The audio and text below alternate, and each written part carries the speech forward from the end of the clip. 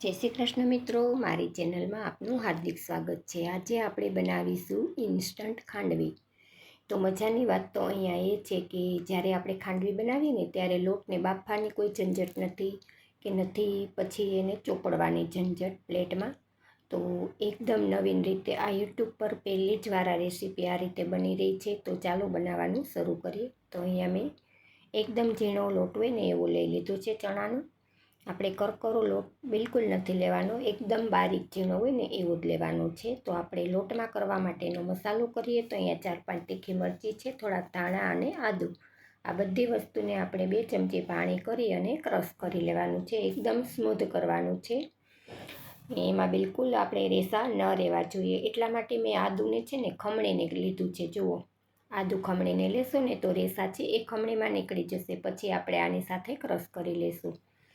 હવે આપણે જે લોટ ચાળીને રાખેલો છે ને એ લોટ આપણે એમાં છાશ કરવાની છે। આપણે જો તમારે છાશ ન કરવી હોય અને દહીં કરવું હોય તો ખાટું એવું દહીં કરવાનું અને પછી થોડુંક એમાં પાણી કરતું જવાનું। તો આપણે એકદમ પતલું એવું બેટર રેડી કરવાનું છે। તો આપણે જે આદુ અને મરચું પીસેલા છે ને એ એમાં કરી દેવાનું છે। એ પછી આપણે એ બેટરને રેડી કરીશું પરફેક્ટ। તો કોઈ પણ ગાંઠા ન રહે ને, બિલકુલ લમ્સ ના રહે ને એ રીતે આપણે એનું બેટર રેડી કરવાનું છે। એટલે કાં તો આ તો વિસ્કરનો હોય ને તમારી પાસે તો બ્લેન્ડર પણ એમાં ચલાવી શકો છો, એટલે લોટના બિલકુલ ગાંઠા નહીં રહે। તો જો મારે અહીંયા આ લોટી એક છાશ અહીંયા વપરાઈ ગઈ છે। જો છાશ તમારી બહુ ખાટી હોય ને તો થોડુંક પાણી પણ કરી શકાય। તો જો આ રીતે હું પાતળું બેટર, જુઓ તમે જોઈ શકો છો ને આ રીતનું પાતળું બેટર આપણે રાખવાનું છે।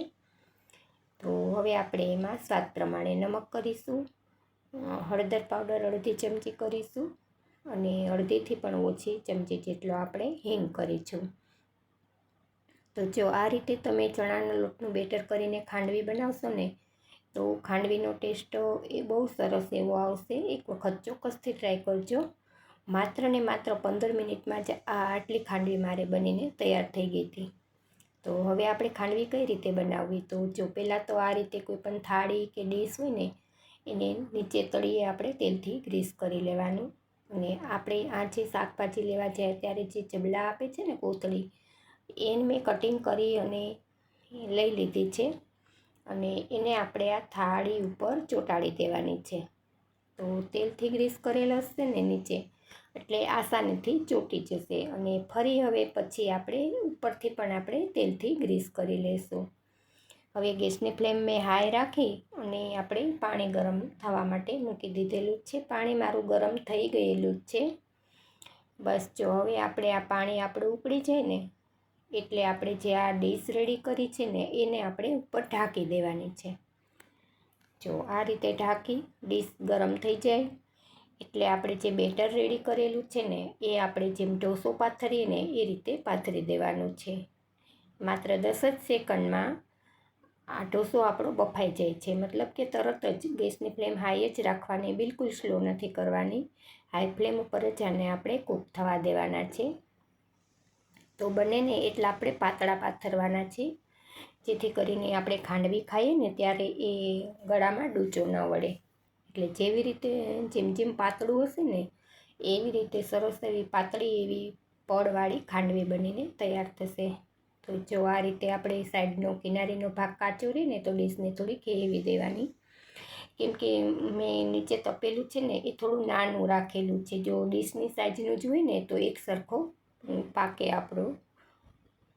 તો જો હવે ડ્રાય થઈ ગયું છે ને, તમે જોઈ શકો છો ને કે હવે આપણે જો આ રીતે એક સાઈડથી ઉચકાવી અને ગોળ ગોળ રોલ કરી દેવાનો।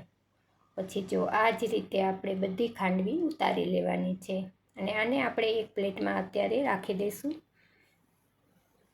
તો હું તમને બીજું પણ કરીને બતાવું છું। જો આવી રીતે ચમચો કે અથવા તમારી પાસે કોઈ વાટકી હોય ને તો વાટકીથી પણ રેડીને સેટ કરી શકાય છે। તો જો આ રીતે પાથરી દેશો ને તમે, પથરા નહીં રહે ને ત્યાં તો એ કૂક થવા લાગશે। તો તમે જોઈ શકો છો ને કે તરત જ એ ડ્રાય થઈ જાય છે. તો હવે આપણે જે જગ્યાએથી ડ્રાય થઈ ગયું ને તે કિનારે ઉંચકાવી અને આપણે ગોળ ગોળ રોલ વાળી દેવાનો છે.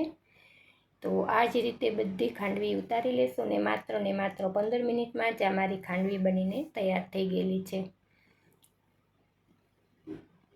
જો આ રીતે તમે ખાંડવી બનાવશો ને એક વખત, તો તમે જૂની રીતે બનાવી છે ને એ ખાંડવીને તમે બિલકુલ ભૂલી જશો. આ ખાવામાં પણ એટલી સરસ લાગે છે, બિલકુલ ડૂચો વળશે નહીં. તો જુઓ, આ રીતે મેં બધા રોલ ઉતારી લીધા છે ને હવે આને આપણે નાની નાની સાઈઝમાં આપણે કટ કરી લઈશું. આ પાતળા પાતળા પડ પડ્યા છે ને એનાથી જ ખાંડવી ખાવાની બહુ મજા આવે છે. તો તમારે જે સાઈઝના ટૂંક કરવા હોય ને એ સાઈઝના કરી દેવાના. જો તમે જોઈ શકો છો ને કે કેવા સરસ પડ પડ્યા છે. તો મિત્રો, જો મારી રેસીપી તમને ગમતી હોય અને હજી સુધી જો ચેનલને સબસ્ક્રાઈબ ન કરી હોય તો પ્લીઝ ચેનલને સબસ્ક્રાઈબ કરી અને સપોર્ટ આપવા નમ્ર વિનંતી. અને જો તમે થોડીક વાર પછી જોશો ને તો આ રીતે કરચલી થઈ જશે. તો તમારે શું કરવાનું, કરચલી થશે એટલે કે એમાં હવા ભરાશે, નીચેથી ગરમ થશે ને એટલે. તો તમારે એક સાઈડથી ઉચકાવી અને એ હવા છે ને એ બહાર નીકળી જાય અને ફરી આપણે દબાવીને કરી દેવાની. તો આ જ રીતે આપણે બધી ખાંડવી ઉતારી લેવાની છે. તો ખાંડવી મારી રેડી થઈ ગઈ છે. તો હવે આપણે એનો વઘાર કરી લઈશું. તો અહીંયા મેં 2 ચમચા જેટલું તેલ મૂકી દીધું છે. તેલ ગરમ થાય ને પછી આપણે એમાં રાઈ કરીશું. ગેસની ફ્લેમ એકદમ સ્લો રાખવાની, કેમ કે જ્યારે આપણે વઘાર કરીને ત્યારે સ્લો ફ્લેમ ઉપર જ કરવાનો હંમેશા, જેથી કરીને આપણો વઘાર છે ને એ બળે નહીં. તો 1 ચમચી જેટલા મેં સફેદ તલ કર્યા છે અહીંયા, અને અડધી ચમચી જેટલું મેં આખું જીરું કરેલું છે. અડધી ચમચી અહીંયા આપણે હિંગ કરીશું, અને અડધી ચમચી અહીંયા મેં ગરમ મસાલો કરેલો છે, અને 1 મરચું અને લીમડાના પાન. તો આ બધું બરાબર સતળાઈ જાય ને પછી આપણે જે ખાંડવી રેડી થઈ છે ને એની ઉપર આપણે રેડી દઈશું. તો મેં એક બાઉલમાં ખાંડવી બધી લઈ લીધી છે. તો એની ઉપર આ બધો વઘાર એમાં કરી દઈશું. તો તૈયાર થઈ ગઈ છે આપણી ઇન્સ્ટન્ટ ખાંડવી. જો આ રીત તમને કોઈ નહીં બતાવે તો એક વખત ચોક્કસથી ટ્રાય કરજો. તો હવે આપણે ઉપરથી એને ધાણાથી સજાવી દઈશું. તો જુઓ, કેટલો સુંદર દેખાવ આવી રહ્યો છે ને, જોતાં જ ખાવાનું મન થઈ જાય એવી ઇન્સ્ટન્ટ ખાંડવી આપણી બનીને તૈયાર થઈ ગઈ છે. તો એને હું દહીંની ચટણી સાથે સર્વ કરીશ. તમે ગ્રીન ચટણી સાથે પણ સર્વ કરી શકો છો. ફરી મળીશું એક નવી રેસીપીમાં. Thanks for watching this video. જય શ્રી કૃષ્ણ.